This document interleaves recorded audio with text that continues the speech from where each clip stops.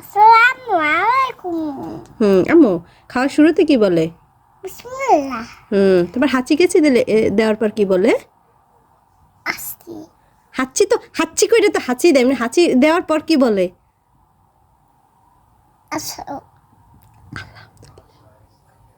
হাঁচি দেওয়ার পর কি বলে? তুমি কি বল হাঁচি দিয়ে? আলহামদুলিল্লাহ। তো জোরে বলো, কি বলে হাঁচি দেওয়ার পর? জামা। আসফিয়া। বিসমিল্লাহ। আশফিয়া। না বাস না, আমার নাম মিটু। আমার নাম আসফিয়া। তোমার ধর্ম কি মা?